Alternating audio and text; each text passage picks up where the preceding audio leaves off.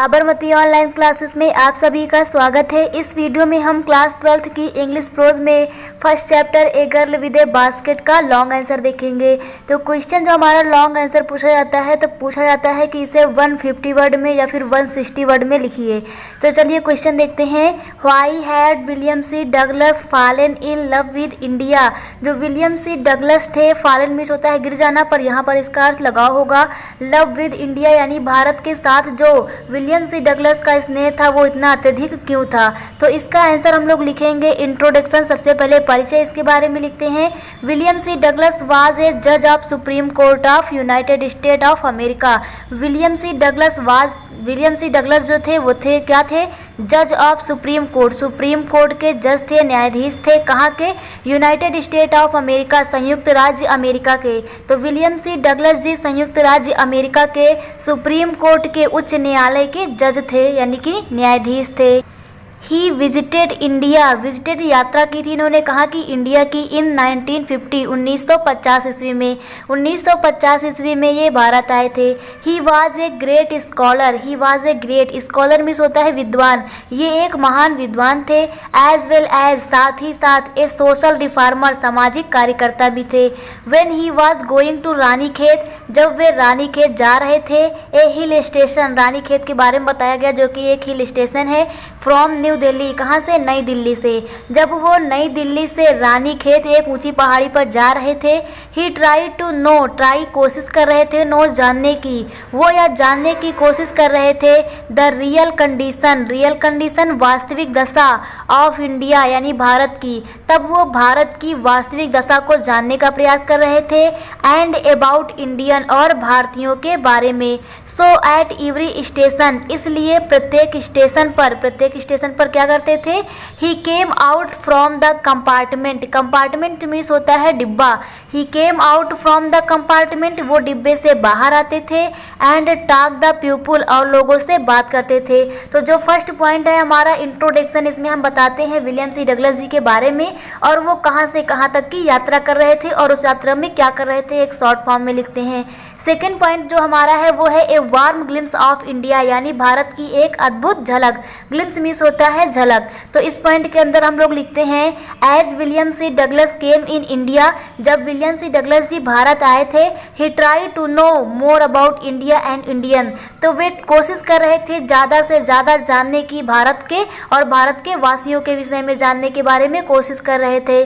The present condition यानी कि उनकी जो वर्तमान स्थिति थी, प्रेजेंट कंडीशन वर्तमान स्थिति, एंड फ्यूचर और उनके भविष्य के बारे में। इंडियन कल्चर भारतीय संस्कृति के बारे में। And civilisation. सिविलाइजेशन मीन्स होता है सभ्यता के बारे में। पॉवर्टी वहाँ की गरीबी के बारे में।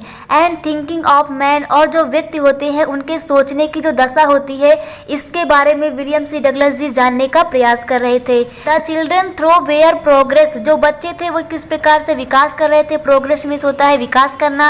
And support their parents. Support means होता है सहायता करना, मदद करना। देयर पेरेंट्स अपने माता पिता की। एंड देयर कंडीशन और उनकी दशा की। तो यहाँ पर विलियम सी डगलस जी बताते हैं कि जो भारत आए थे उन्होंने भारत की झलक किस प्रकार देखी, वो क्या क्या जानने का प्रयास कर रहे थे। वो भारत के बारे में, भारत के नागरिकों के बारे में, उनकी गरीबी के बारे में, उनकी संस्कृति, उनकी सभ्यता और यहाँ पर जो व्यक्तियों के सोचने का विचार है इसके बारे में वो जानने का प्रयास कर रहे थे। साथ ही साथ वे ये भी देख रहे थे कि यहाँ के जो बच्चे हैं वो किस प्रकार से उन्नत करते हैं, अपने पेरेंट्स का, अपने माता पिता का किस प्रकार से सपोर्ट करते हैं, सहयोग करते हैं और उनकी दशा को सुधारने में भी सहयोग करते हैं। तो ये था हमारा second point a warm glimpse of India. Third point देखते हैं। थर्ड पॉइंट में हम लोग लिखते हैं प्राइडनेस ऑफ ए गर्ल यानी एक जो लड़की होती है उसकी प्राइडनेस। प्राइडनेस मीन्स होता है गर्व, एक लड़की का गर्व। When he was travel from New Delhi to Ranikhet. किसकी बात कर रहे हैं यहाँ पर? विलियम सी डगलस की। जब विलियम सी डगलस जो है ट्रेवल कर रहे थे, यात्रा कर रहे थे नई दिल्ली से, न्यू दिल्ली से रानीखेत। जब विलियम सी डगलस नई दिल्ली से रानीखेत की यात्रा कर रहे थे। एट वन स्टेशन एक स्टेशन पर।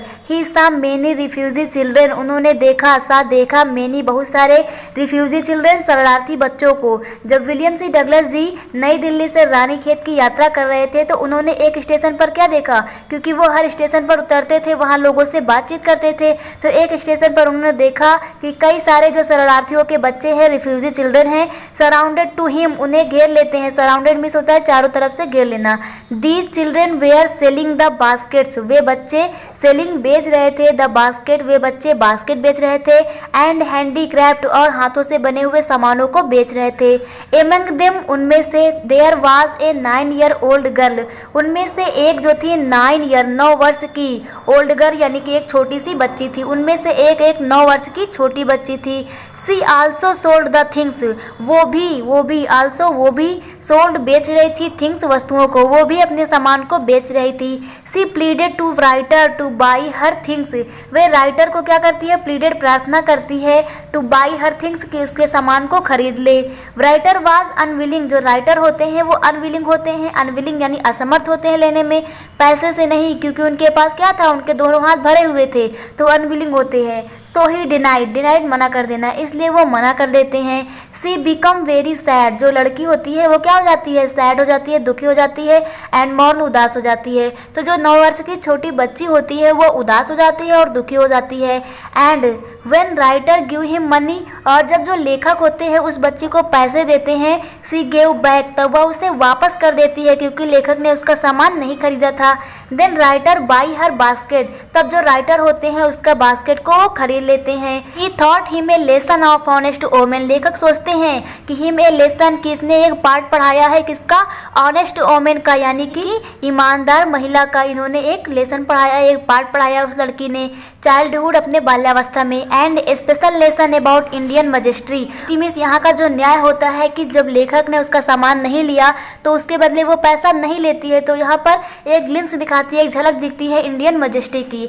इसके बाद 4 पॉइंट में हम लोग कंक्लूजन लिखते हैं, जो हमने पूरा आंसर लिखा है इसको एक शॉर्ट फॉर्म में बताते हैं कि हाँ लास्ट में क्या आंसर हमारा आया है, इसका क्या निष्कर्ष निकला है। दस वी कैन से दैट, तब हम कह सकते हैं कि author was fully fallen in love with India, जो लेखक है वो फुली फॉलन, पूरी तरह से झुक जाता है, फॉलन मीन्स होता है गिर जाना या झुक जाना, इन लव विद इंडिया यानी भारत के स्नेह में वो पूरी तरह से झुक जाते हैं। Due to these above reason, इसका क्या कारण है, जो ऊपर के पॉइंट में दर्शाए गए हैं। तो फर्स्ट पॉइंट में हम इंट्रोडक्शन लिखते हैं, सेकंड पॉइंट में लिखते हैं a warm glimpse of India, और थर्ड पॉइंट में हम लोग प्राइडनेस लिखते हैं, और इसके साथ ही फोर्थ पॉइंट में कंक्लूजन यानी कि उपसंहार के रूप में हम पूरी समरी को दर्शा देते हैं। तो आप लोगों को a girl with A basket का लॉन्ग आंसर क्लियर हो गया होगा। इसमें लॉन्ग आंसर जो ये हमारा आंसर है कुछ इस प्रकार से है कि इस लेसन के ज़्यादातर क्वेश्चन का, ज़्यादातर लॉन्ग जो क्वेश्चन बनते हैं उनका आंसर ये पूरा समरी में लिखा जा सकता है। तो आप लोगों को क्लियर हो गया होगा। Thank you.